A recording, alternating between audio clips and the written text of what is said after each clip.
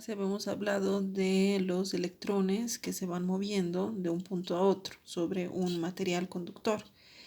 Y habíamos definido lo que era la densidad de corriente, que estaba en función de la concentración, que era N, y la carga.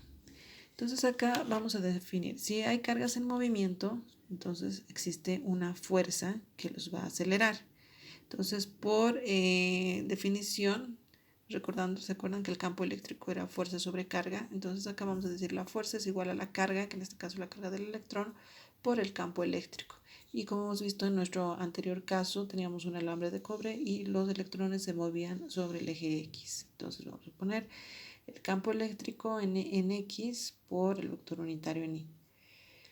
Si existe una fuerza, pues decimos por la segunda ley de Newton que la sumatoria de fuerzas es igual a la masa por la aceleración.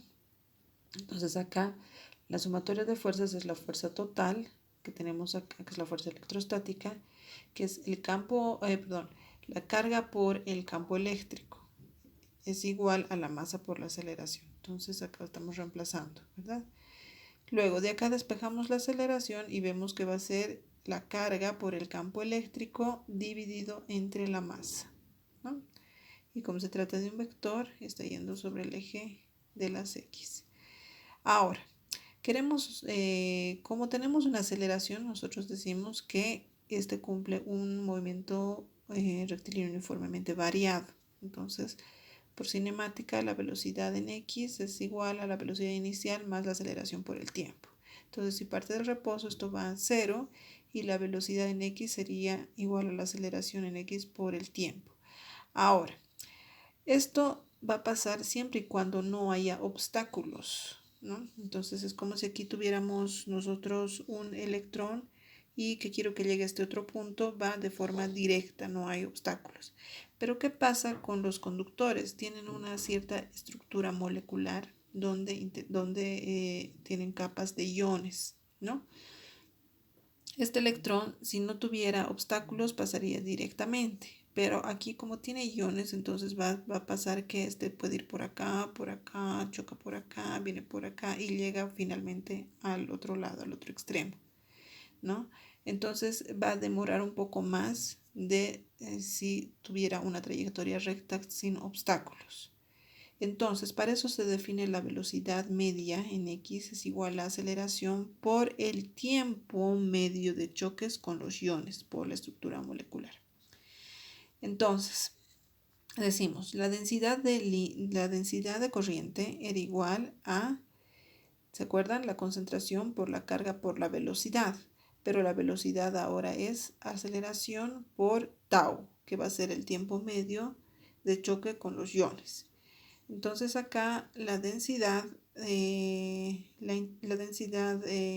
corriente es igual a la concentración por la carga por la aceleración, pero la aceleración es la carga por el campo eléctrico dividido entre la masa, ¿sí? Por tau.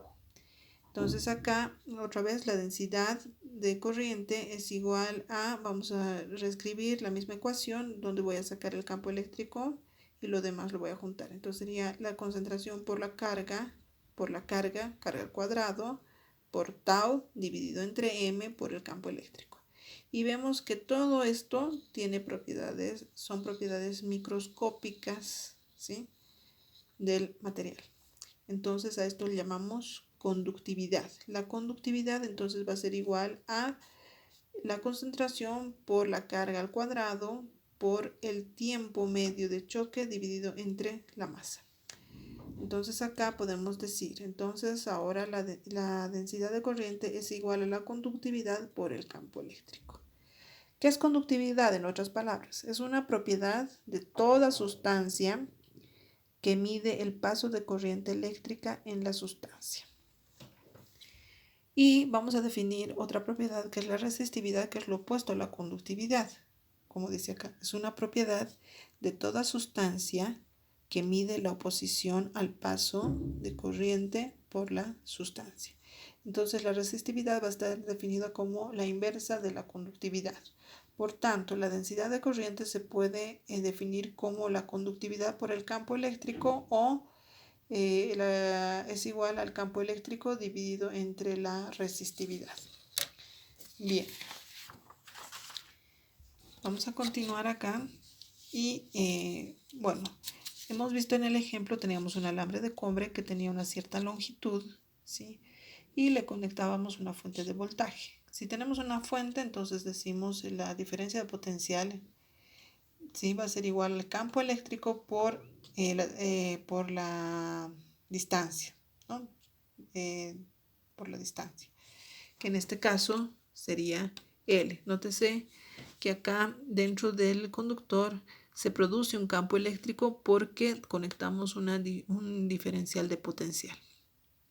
Entonces, de acá decimos, el diferencial de potencial es igual al campo eléctrico por la distancia del recorrido, que en este caso sería L, la longitud del alambre.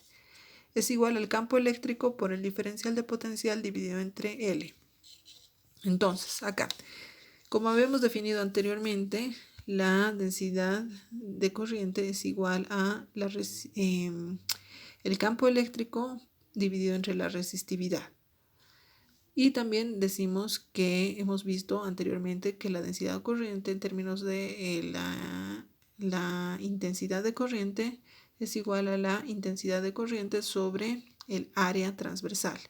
Entonces acá igualando, porque estas son las mismas definiciones, tenemos a continuación I sobre A es igual a 1 sobre ρ por el campo eléctrico, pero el campo eléctrico es el diferencial de potencial sobre la longitud. Entonces de esta ecuación vamos a despejar el diferencial de potencial. El diferencial de potencial es igual a la resistividad por la longitud sobre el área por la intensidad de corriente. Entonces de acá nosotros vamos a decir que todo lo que le multiplica la intensidad de corriente se va a definir como resistencia. Entonces la resistencia va a ser igual a la resistividad por la longitud sobre el área transversal, ¿sí? Y esto va a tener las unidades de ohmios. Entonces este símbolo es la unidad de la resistencia. La resistencia se mide en ohmios y por definición entonces vamos a tener el diferencial de potencial es igual a todo esto que es la resistencia por la intensidad de corriente. A esto le llamamos la ley de Ohm. Entonces acá este alambre hemos dicho que tiene una cierta propiedad que es la resistencia, es el impedimento para que los electrones se muevan, ¿sí? Entonces acá con un circuito se simboliza de esta manera, o sea que este dibujito prácticamente se lo puede simbolizar como una resistencia que está conectado en paralelo a una fuente de voltaje. Entonces, con estas definiciones nosotros ya podemos realizar en el libro, déjenme un momentito, ver qué ejercicios eran. Bueno, son los ejercicios que van a realizar como ejemplos acá, van a ser de su libro, del texto, de la parte de ejercicios, el 25.4 y el 25.8.